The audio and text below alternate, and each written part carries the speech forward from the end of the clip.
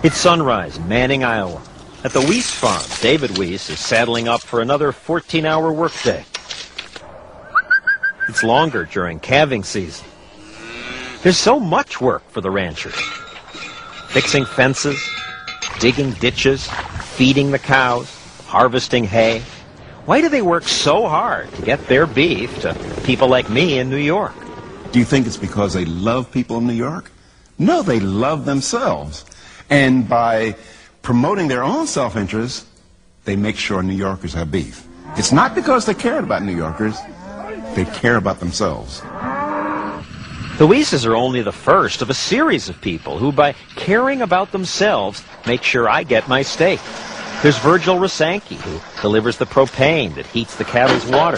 They've got to drink water, and they can't drink frozen water. Wanda Nelson keeps the packing house clean. We'll make sure the plant is sanitized before we start production. Then there are the people who slaughter the cattle, who cut the beef, the people who make their knives, their overalls, their protective gear, and the people who make the plastic that seals the meat, and the machines that do the sealing, and the people who pack the meat in boxes, and the people who make the boxes and inspect the boxes. You gotta check the boxes and make sure they don't get bad boxes. Then there are the people who run the freezer facilities, the people who track orders by barcode, the people who make the barcode machines, and the truck driver, Randall Gilbert, who's hauling my steak to New York. Thousands of people have to work together to get the food to market. Are they doing all this for me? No, I don't think of it that way. No. I think about making boxes and money. Who's John Stossel? I'm no one to Virgil Rasanke. I never heard of him.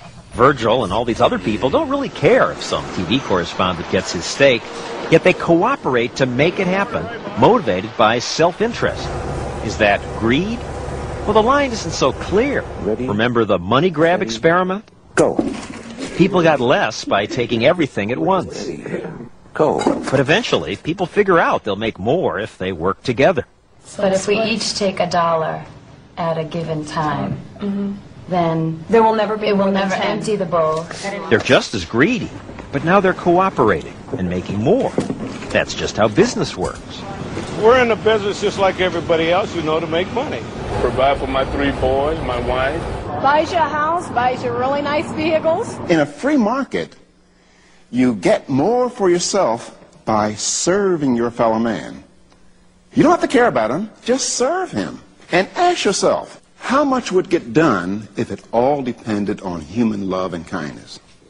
I feel sorry for New Yorkers in terms of beef. If it all depended on human love and kindness, I doubt whether you would have one cow in New York. Probably right. Still, I don't like to admit that self-interest or greed is the motivator. And we certainly don't like to teach that to our kids. But what if we did?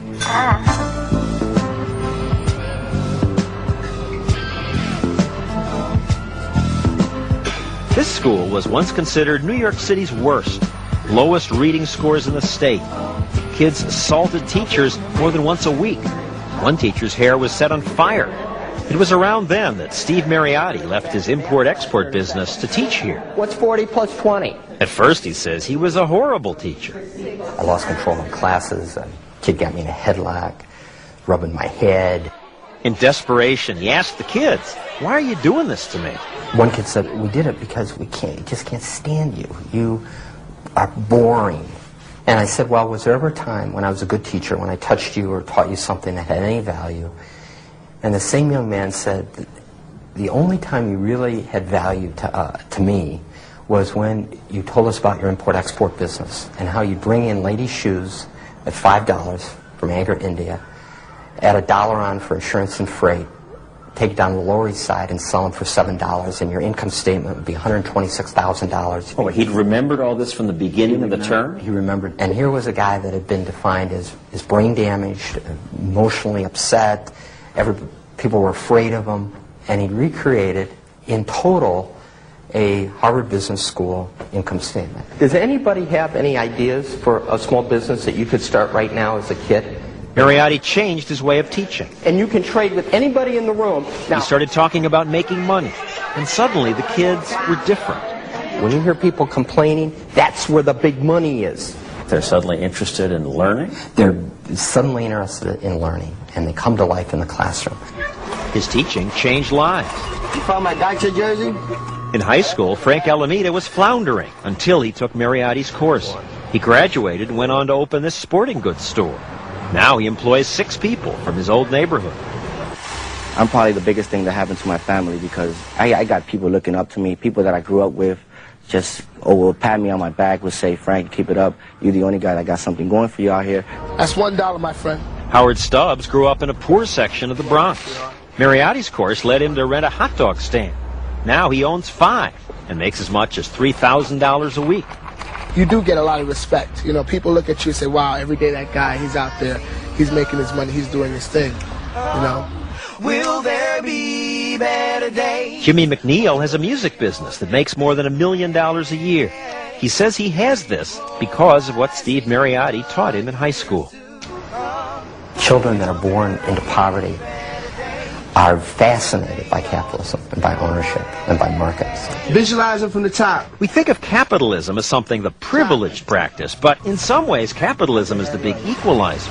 Money doesn't care if you're black or white or green. Have a good day. It's the people at the bottom who need capitalism most, who need the system in which everyone is free to trade and free to pursue money, because capitalism opens up opportunities to climb up that economic ladder. Somewhere along the lines, Bill Gates started off with 0. Somewhere along the lines, Quincy Jones started off with 0. My rule for kids... It's not a color thing. You know, it's an opportunity thing. So greed has its benefits, but aren't we ignoring the downside here? What about all those workers who've lost jobs while their bosses build places like this? Shouldn't there be limits on how much people can make? Shouldn't the owner's greed be restrained for the sake of the workers?